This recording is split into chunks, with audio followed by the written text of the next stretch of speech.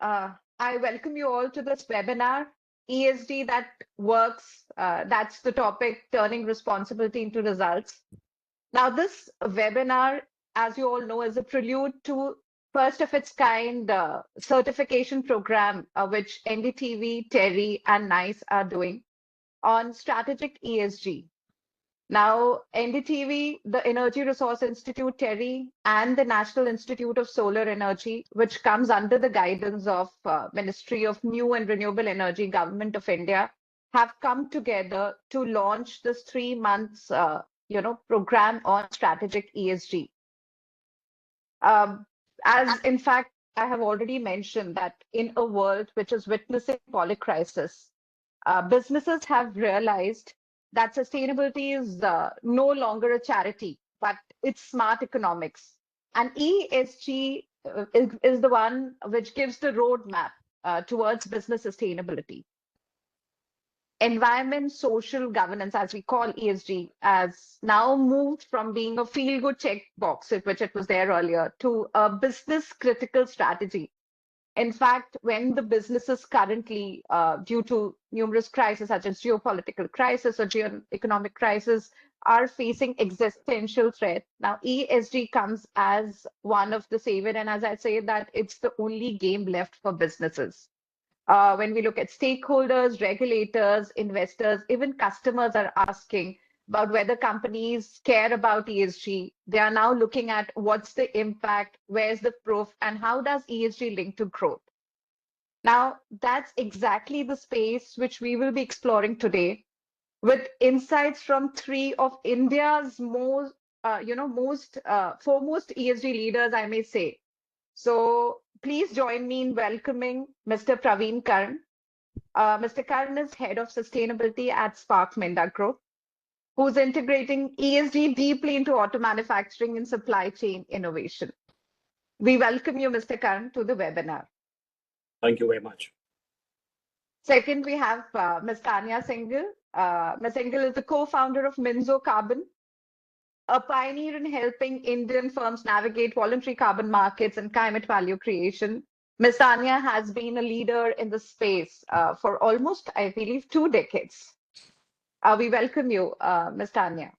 Thank you, Shruti, and a very good morning to everyone. Thank you. Third, I have Mr. Rakesh Sharma. Mr. Sharma is an ESG legal counsel, and he brings in immense expertise on governance, regulatory compliance, and legal foresight.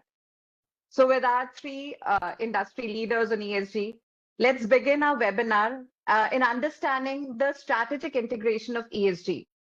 And the first question I would like to ask Ms. Tanya, that what practical steps can CXOs take today to ensure that ESG is not siloed within sustainability teams, but it is embedded into all the core functions like operations, finance, and sales? Yes, please. Great. That's a great question, Shruti, and it starts with the thinking that needs to be changed, that ESG is like some reporting tick mark that I need to do once a year. Honestly, ESG is like a way of thinking. It's like a way of being. And that value system has to be embedded in every action you do, whether it's procurement, whether it's operations, whether it's sales. And that is a mindfulness that the organization needs to build as a value driver. Exactly like we drive towards profitability revenue, you have to drive towards it.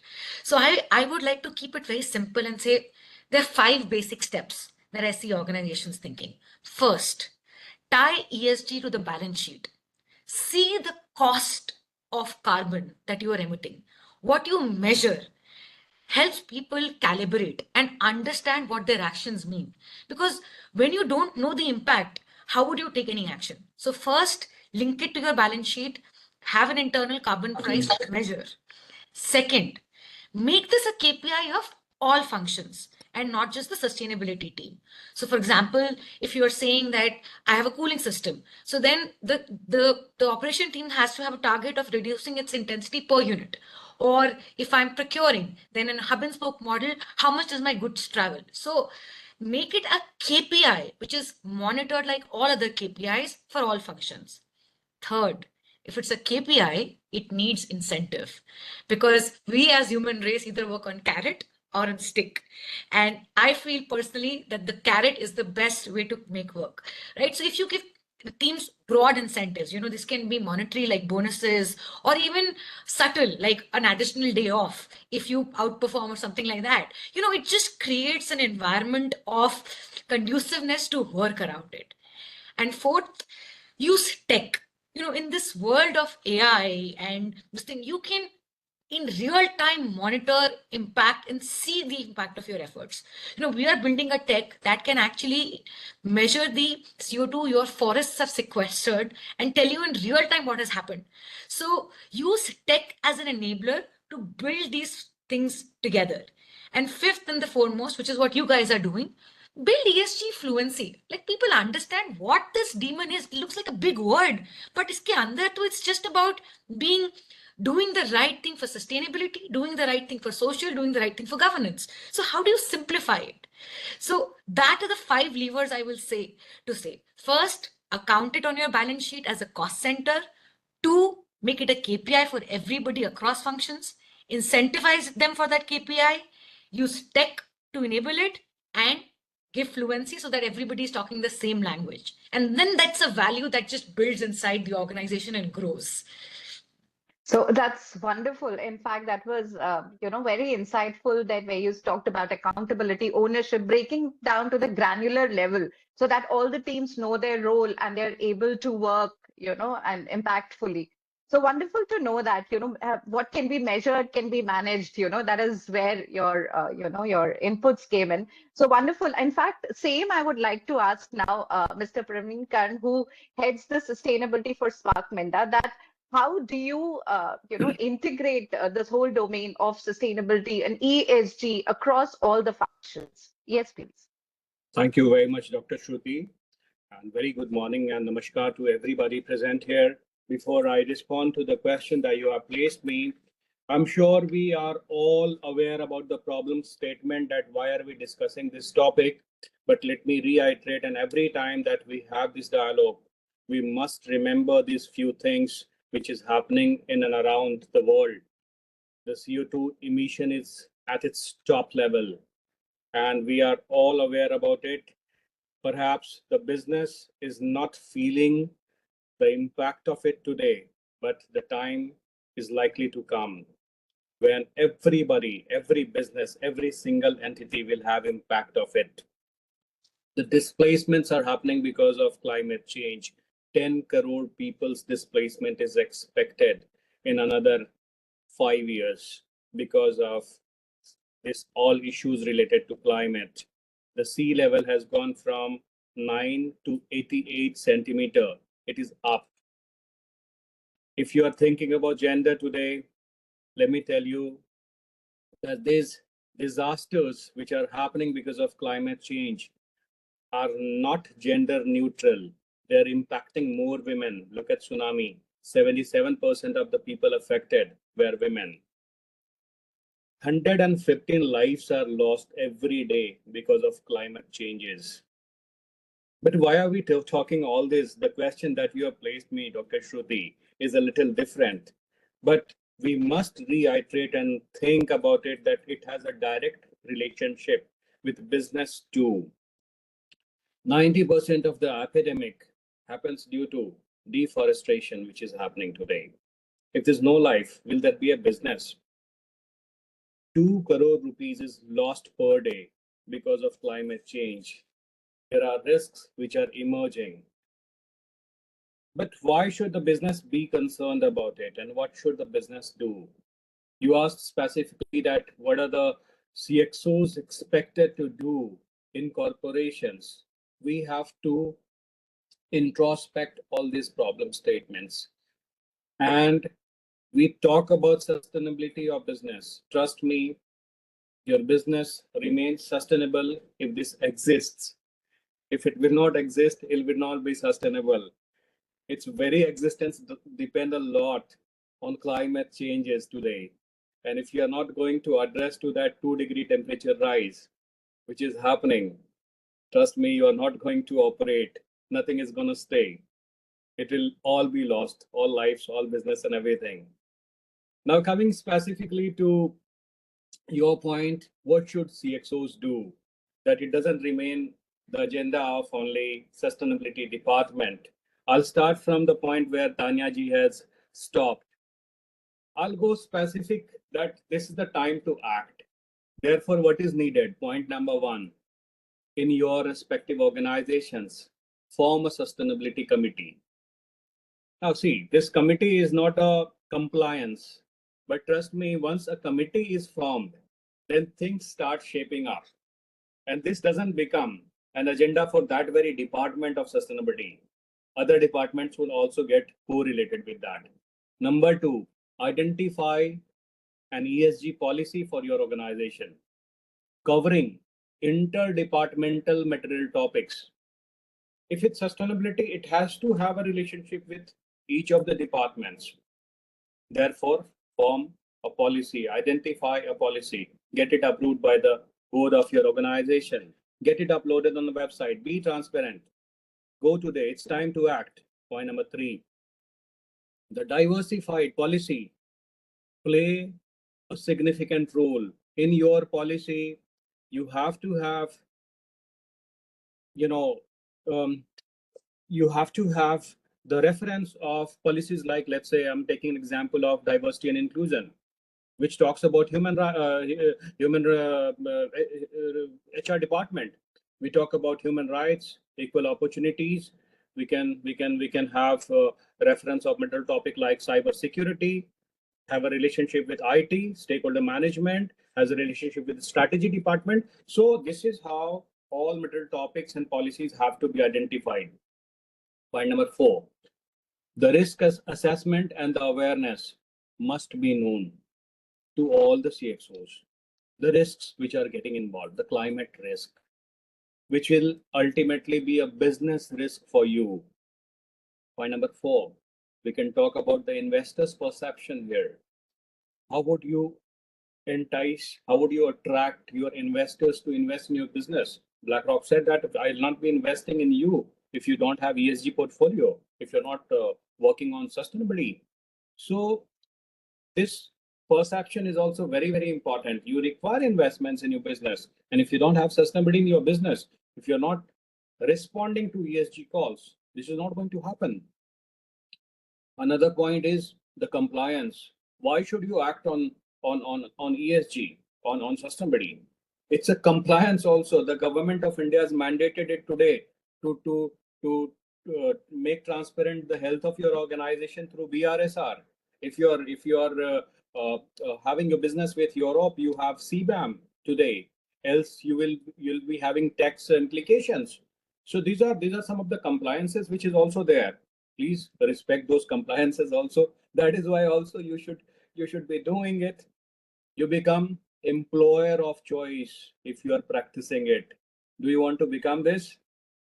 If your answer is yes, practice it. You become a preferred supplier if you are into a B2B kind of a setup. If you're practicing it, trust me, you would be the one who would be preferred comparison to anybody else. There are credits available. If we do not understand all this language, let me tell you, there is something called green credit. There is something called carbon credit. Earn it. Profit is not a bad word. Make it very sustainable. Add it to your business. Supplement it into your business.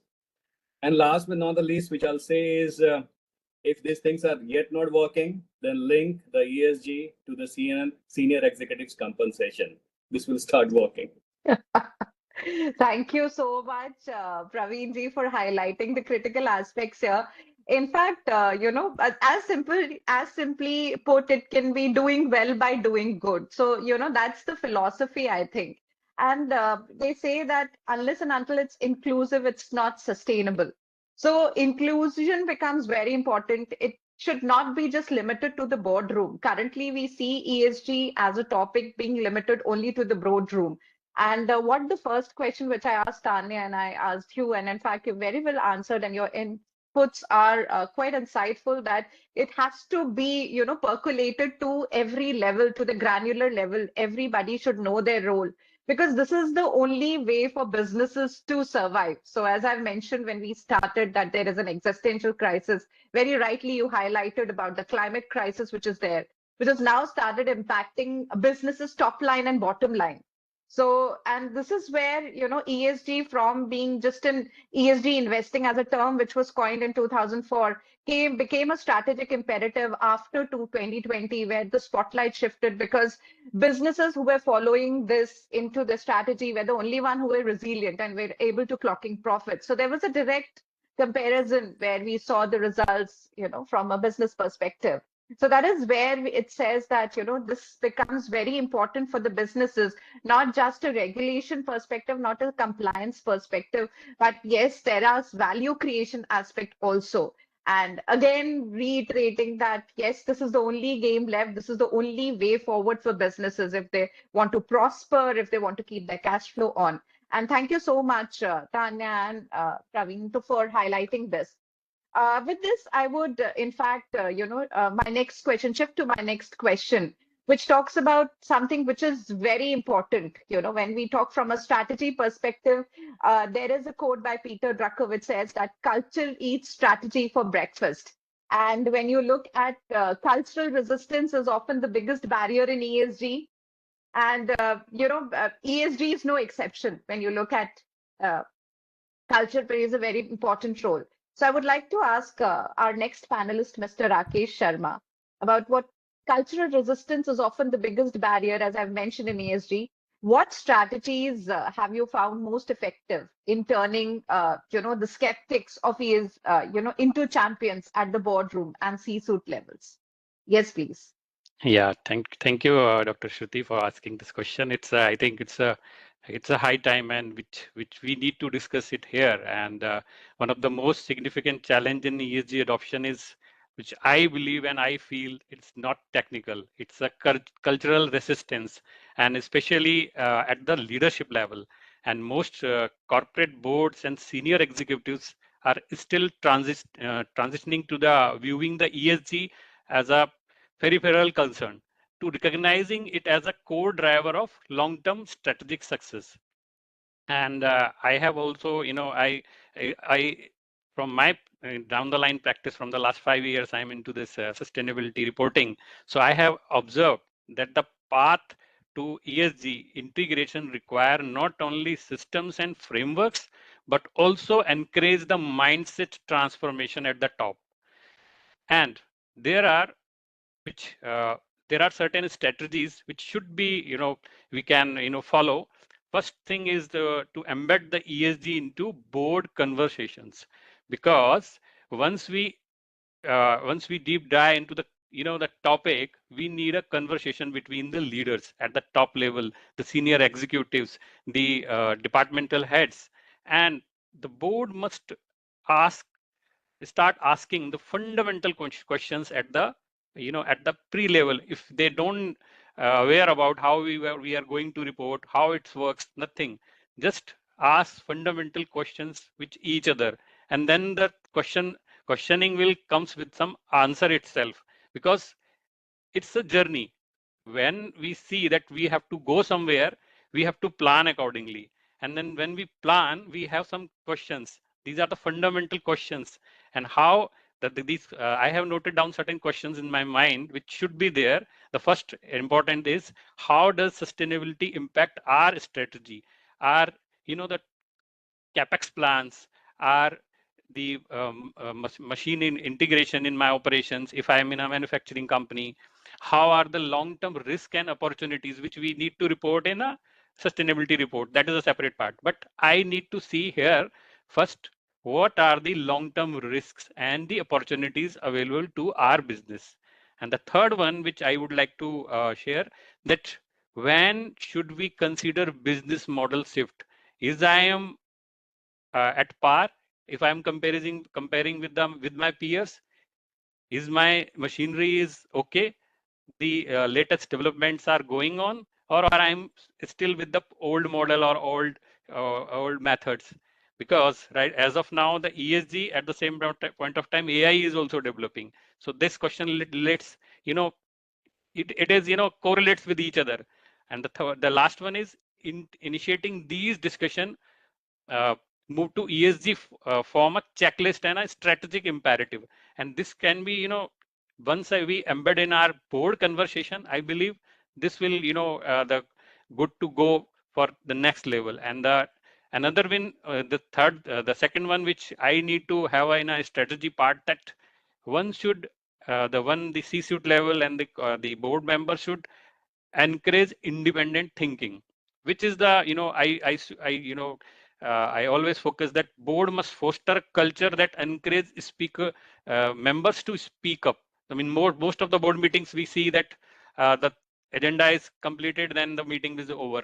No, that should not be there. They should encourage to speak up. If they know something, they need to share something which is going on as of now, because this is the, the era where everyone is talking about the ESG and its challenges. And, so this is the independent thinking which should be, embedded in the strategy part, like climate change, net zero goals, and ethical supply chain. How we will, inculcate in these kind of things. And the third one, which I would like to, that is the utmost requirement. The cultural resistance often stems from a lack of knowledge, because that if we haven't aware about ourselves, how we can, strongly advocate for others. So that thing here is to board require trainings, upskilling.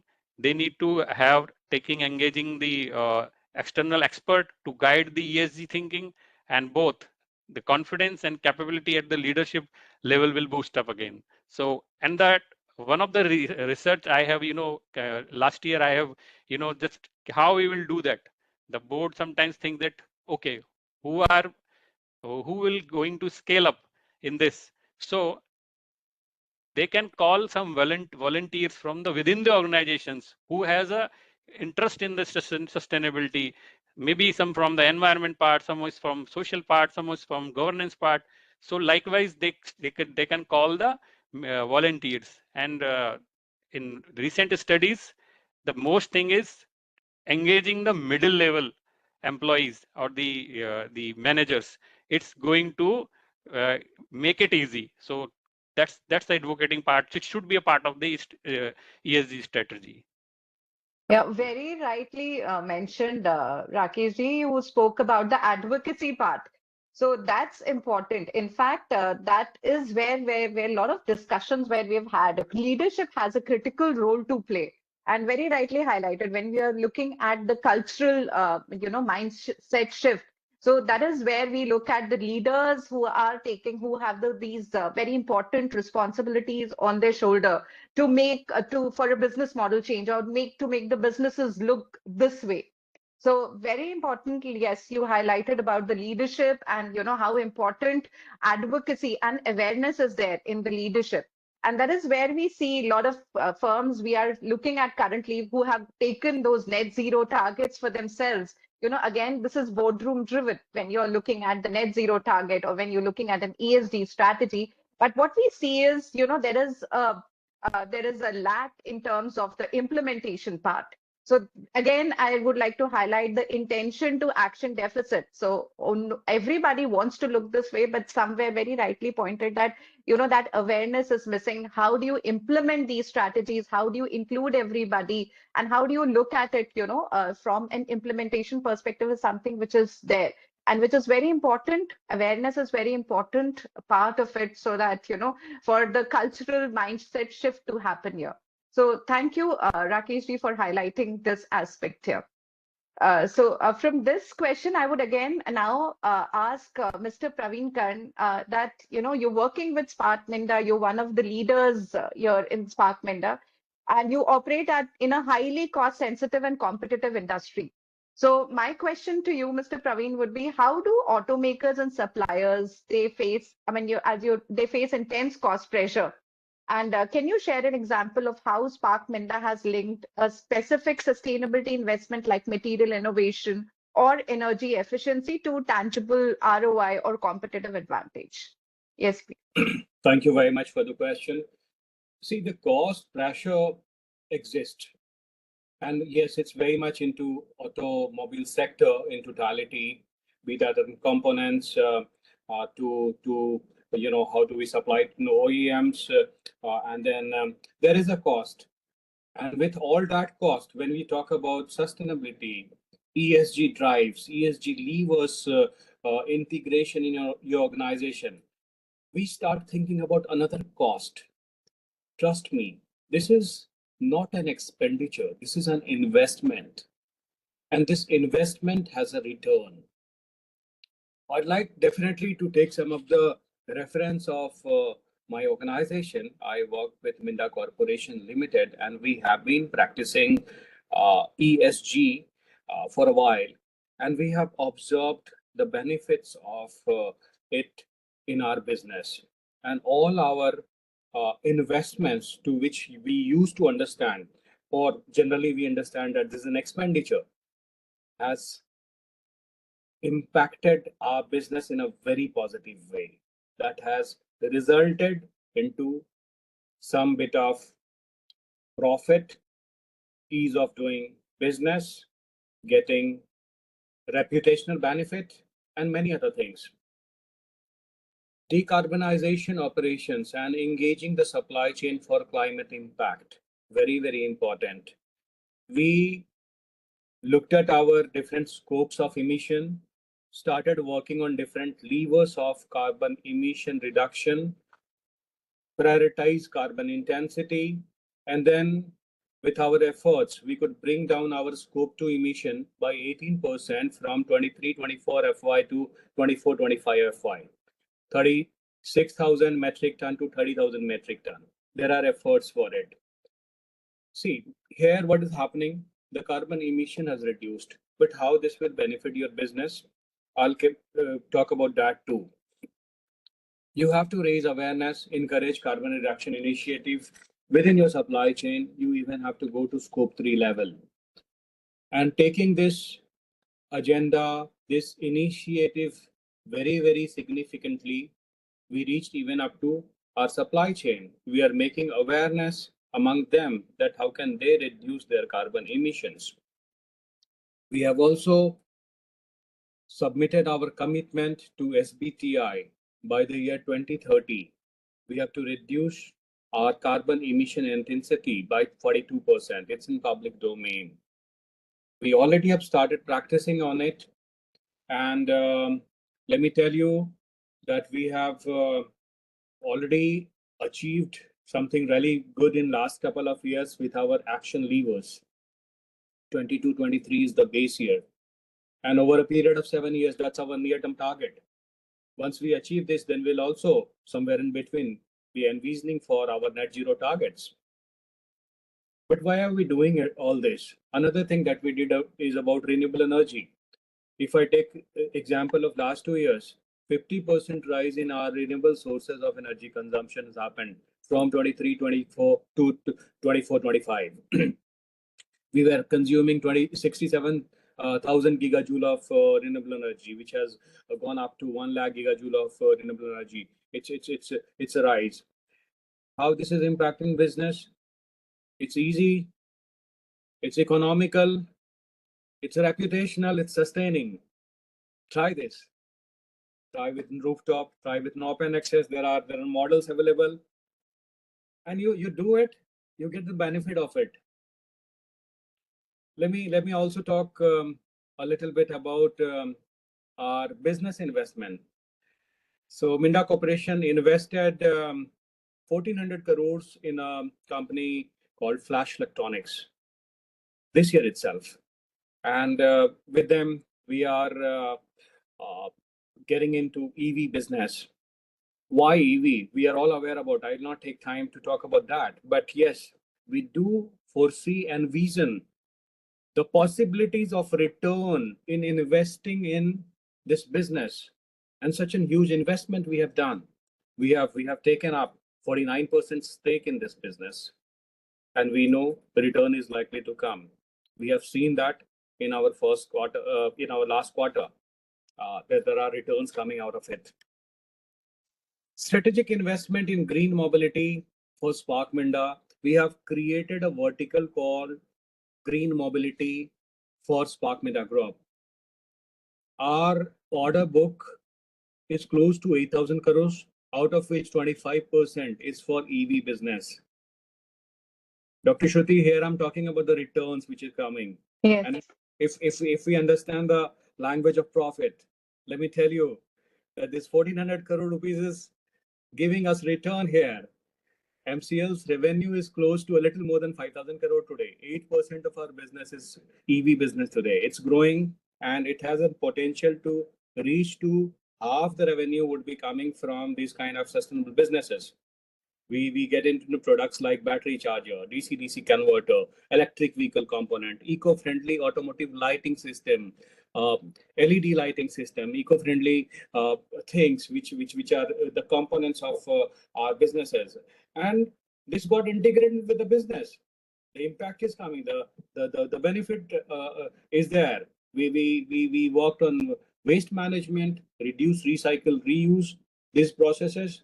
That brings down our cost. We are reusing things. That makes a circular economy. Identifying these processes. Yes, we are working, set of good professionals are working together, doing a bit of research here. Let me also tell you that we have taken 300 patents this year in our research and development wing. Out of this 300, most of it is relating to electric vehicle. Those components are there, and these are the patents for that. So this is our seriousness about it. Our R&D investment is close to 5% today, which again is getting concentrated and significantly oriented towards sustainable business investments, I would say. And this is something that I talked about, the E part of ESG. Let me also talk about the S part of it. While we are taking care of our employees and their well-being, for the community with whom we've been operating, we have reached to close to 82,000 people with our CSR programs. Very recently, let me take an example of one of our programs, which is a program for people with disability, where we are the largest employer of people with disability in the country. We have 1,300 people with disability working with us. Now, you'd be thinking that, why are we doing all these things?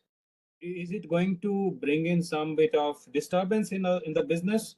These people with disabilities are working with 0 defects. They are adding to business. One of the most productive lines that we have, assemblies that we have, is with these people with disability, which is earning the topmost of revenue. We are adding policies with us: stakeholder management policy, equal opportunity policy, human rights policy. And these policies are going to further simplify and make things better, consolidated for us.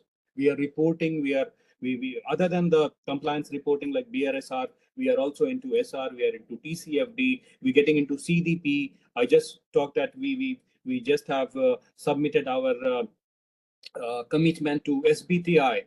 So yes, I mean, these are the few things that we have been doing, and we strongly believe that these are investments which will have very, very positive return. And if you don't do it, trust me, you don't have a way to sustain. So yeah, I'll stop here, Dr. Shruti. Yeah. No, wow, it's so inspiring to hear you, Mr. Praveen. And really, I was in awe by listening what all Minda Corporation has been doing.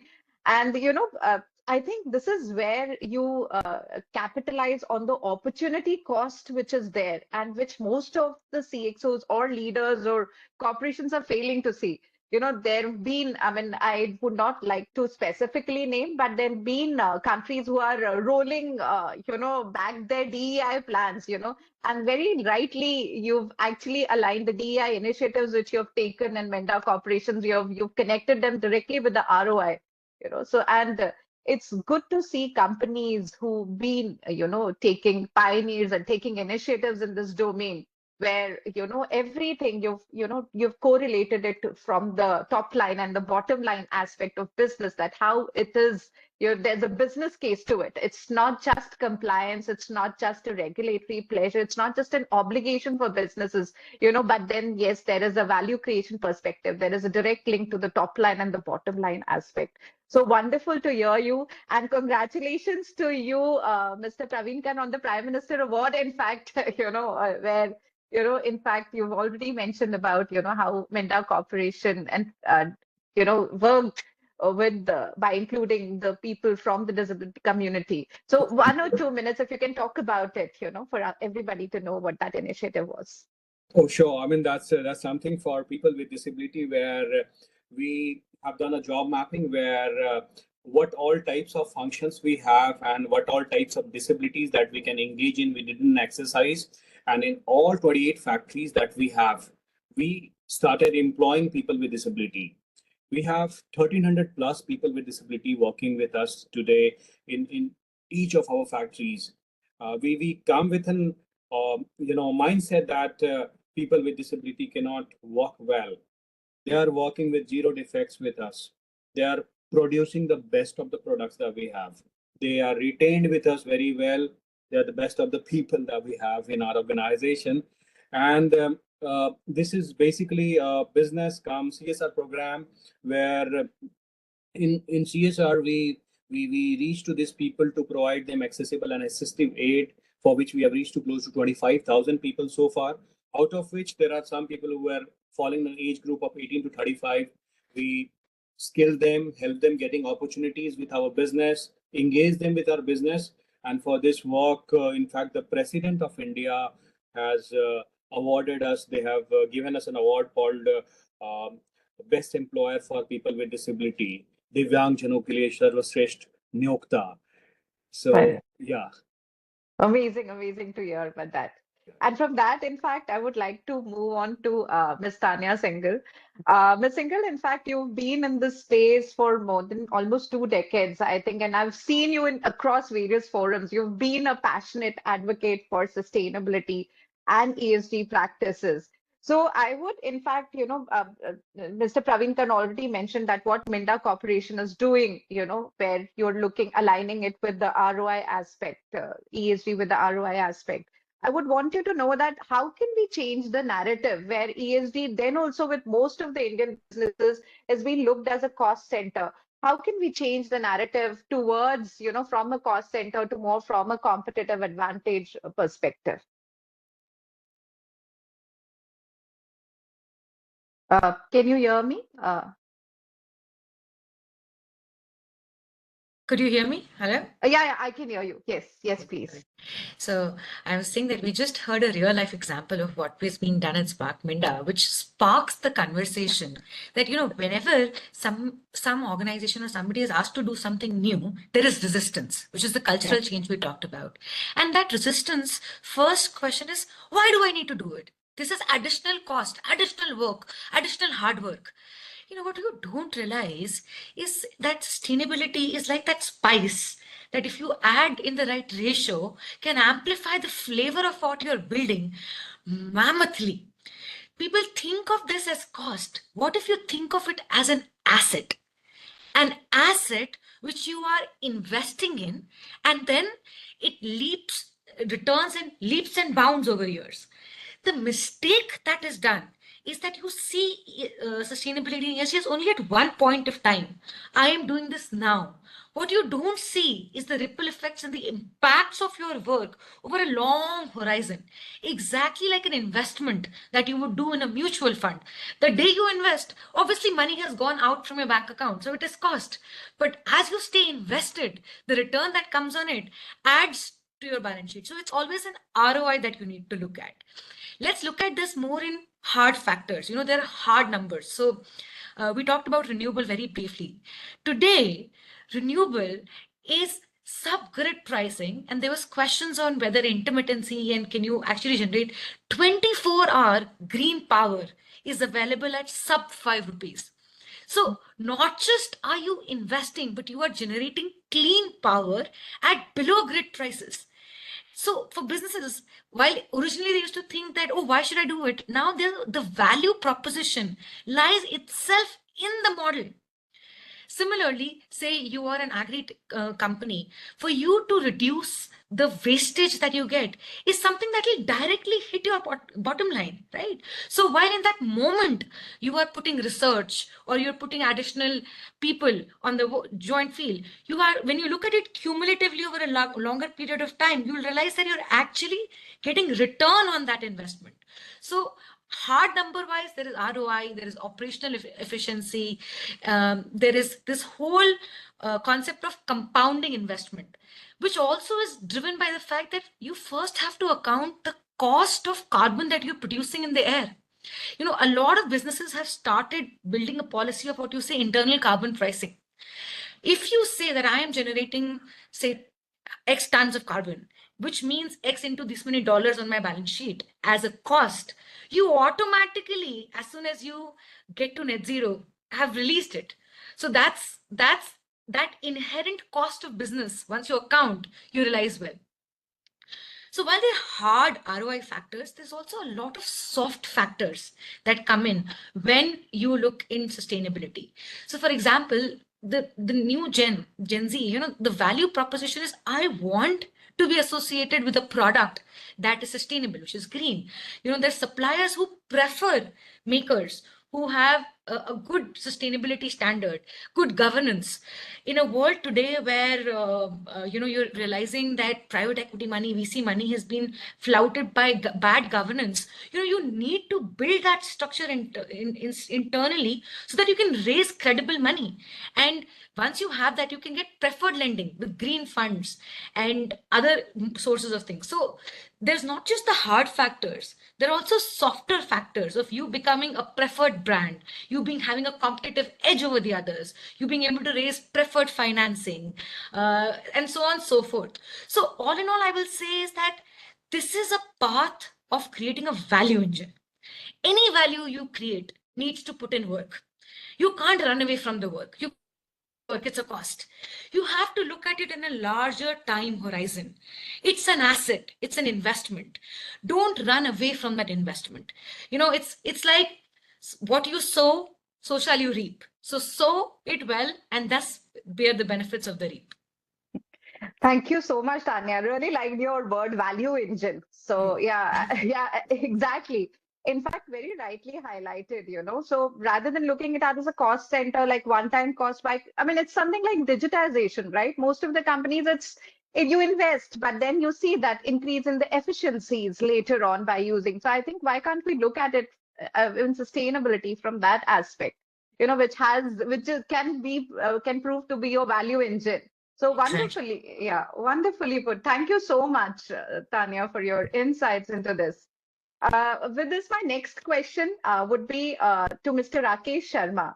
Mr. Sharma, we all know that regulatory radar is zooming into all the corporates, you know. What are the most common legal pitfalls you see companies who falling into? And how can a robust ESG framework preempt regulatory and litigation risk for these companies? Yes. Yeah. So here I would like to, before dive into the ESG reporting requirements, I would like, it's important to reflect on the concept of ESG itself. Often people view ESG as something, you know, new. It's a buzzword that's gained momentum only in last 2-3 years down the line. But in reality, it's not the case. ESG principles, environmental responsibility, social accountability, and a strong governance have been found for a long time. What's changed now in the integration of these principles into a business strategy, that is what's gaining momentum today. It's not that we haven't nothing previously. We have something. We are doing some part of the ESG in our daily routine. But the thing is that we need to correlate it in a reporting requirement. So the one key is to shift is the accessibility of the information. When I say information accessibility, if you see as a business leader, you can see that here we are, you know, supplying each and every information on a products. So the all information is available in a public domain. So now the stakeholders are much aware than as compared to the previous, period, because as of now we have a lot of social medias, the channels, and through the consumers has been now aware. They wake up, they know which product is suitable for us and which is not. So these are the drivers.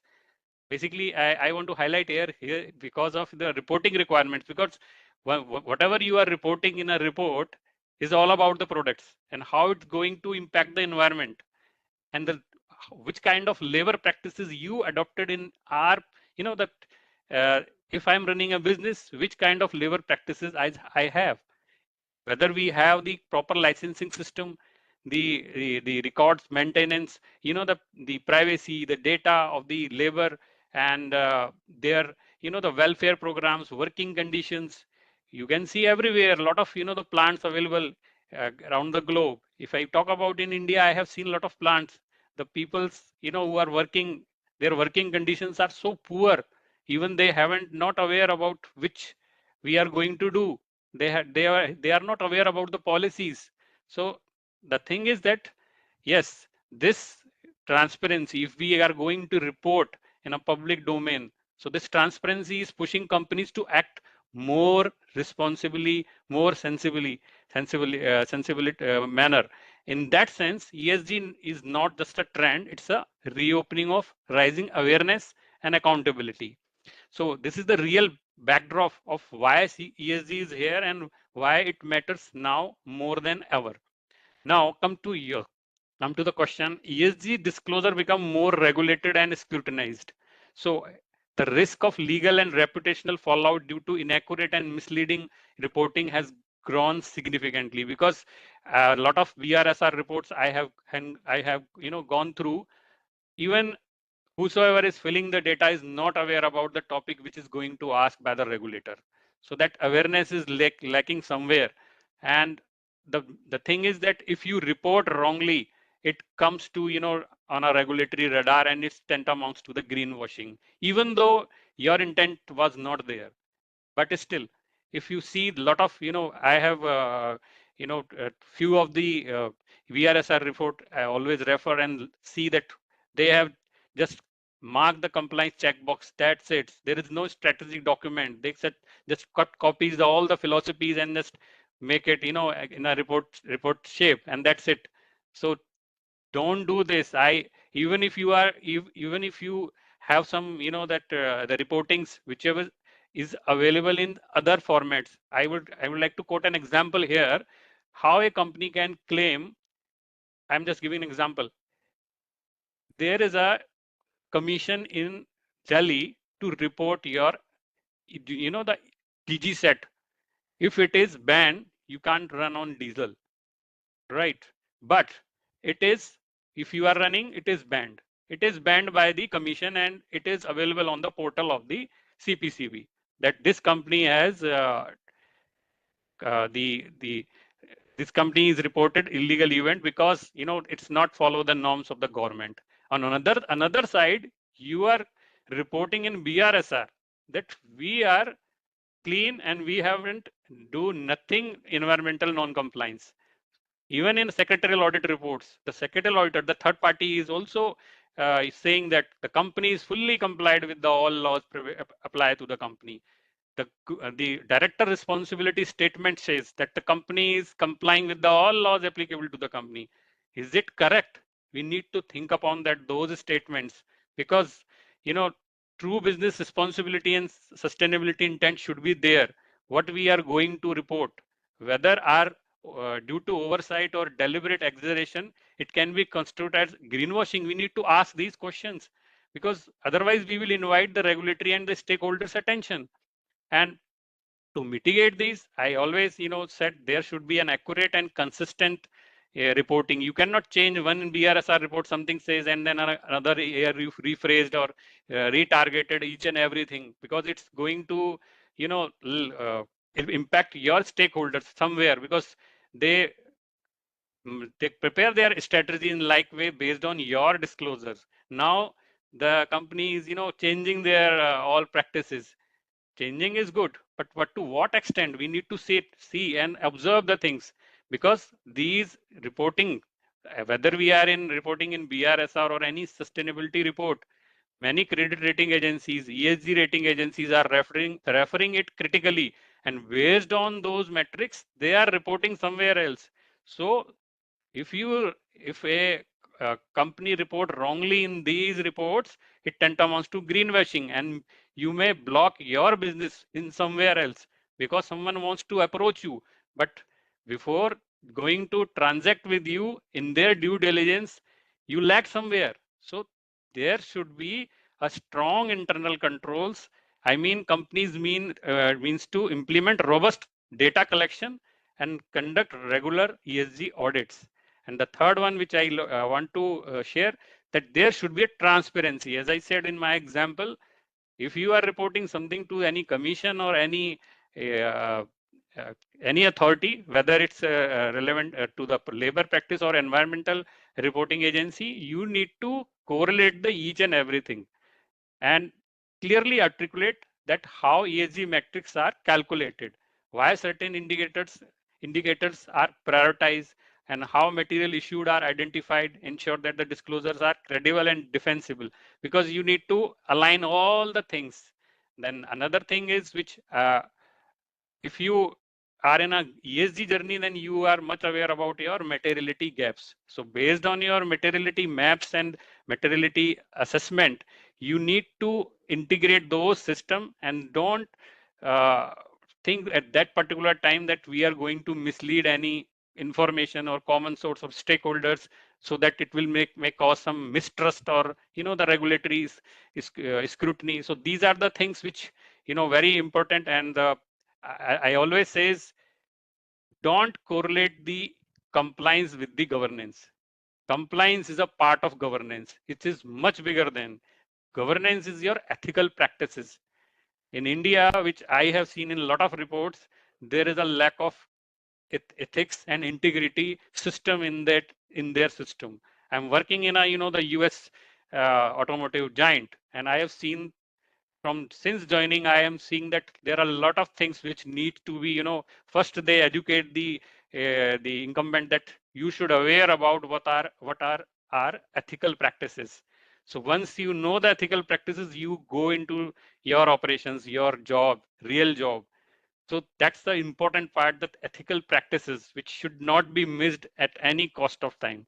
So that proactive legal and compliance oversight should be there, and always think that compliance is a part of governance. Not all compliances are the governance. So ultimately, the transparency is the cornerstone. You need to integrate that. Okay, what we are reporting in a VRSR or some any standards reporting, it should build a trust, combat greenwashing, and reduce the likelihood of litigation which may impact your operations later on. And the company that embrace transparent, accurate, and stakeholder aligned ESG reporting is not just meeting the compliance, it's building a foundation of a long-term resilience and the value creation, and it's going to impact your ESG rating in a good manner. So a lot of huge benefits once you understand this whole concept of reporting. Is not a uh, the tick box compliance. It should be embedded in your system, whether it pertains to environment, social, and your governance, the compliance system. All I have, each and everything should be cover up holistically, not in a silos. So that's the thing. Hope I covered your Thank concept. no, thank you so much, Rakesh ji. You have perfectly summed up this whole webinar in a very good way, and very happy that you brought this whole concept of ethics here, which becomes the foundation, whatever strategy we build, culture, everything. And to help, very nicely, you've helped us to differentiate between compliance and governance. That's very critical. The way we use ESG, CSR, and sustainability interchangeably, we use compliance and governance also interchange, and ethics also, by the way, interchangeably. So we need to be aware of that. And thank you for the conversation. And in fact, I'm reminded by a quote of a quote by Abraham Lincoln, which says that reputation is the shadow and character is the structure. So you need to focus on your structure, which is your character well. And I feel that, currently we are transitioning into a virtue economy, and only the clean, genuinely clean companies would survive. With AI coming in, where, we say AI and sustainability is the new power couple, where, we have Gen Zs and Gen Alphas who will be the critical stakeholders. They're questioning organizations. There's a lot of stakeholder pressure. There is AI, which is an enabler, and where transparency becomes the holy grail. So that is where we say that only the truly clean will survive, and will be sustainable. So I think very nice. Thank you to all the panelists for such a powerful conversation in and Also, around Shruti, can we ESG. take some questions Yes, from please. the participants? Yes, Pankaj. Yes, please. Yeah. So Mr. Deepak from Gale is making a point about businesses wanting to make a quick profit, and I think he's saying that's one impediment due to which ESG's adoption is not taken up quickly. So he's mentioned some points. You can see it in your chat box. So one is that I think that's something which has just been addressed by Rakeshji a while back. I think he's got his answer. Mr. Muralidharan has asked a very basic, and I think I love this question. That if a lot has been spoken about ESG, then why the inertia amongst corporates? I think What we've is the answered, but basic problem if so much of conversation is happening? So I I want would, somebody to take that. yes, please. Any panelist, if any one of you can take up the question. Well, I can add. Yeah. Go ahead. Anything new, when you start, there is inertia. The point is, it's like a snowball effect. Once you start and you see the impact, it starts moving. Anything new is always questioned. The problem here is the amount of misnomers that have been associated with it. Oh, it is just a compliance. It will not add any value to me. More work is being added to me. Once those misnomers are shed out, which is what forums like this help you do, you realize the true potential and the impact, which is saying, oh, it's not just some reporting I'm doing. It's a value engine I'm creating, which is changing the thinking and impacting both my top line and bottom line, which is why you're seeing so many organizations taking net zero targets, doing these things, doing internal carbon pricing. So the resistance is very natural because that's a human resistance to change. What helps take that forward is impact, and that you will only know when you measure both the base case and what you have transformed it to, and incentivize on that. Wonderful. May I think, I add Great. something to yes, this? please. See, what happens is that till the time it is not your problem, it doesn't appear to be a problem of seriousness.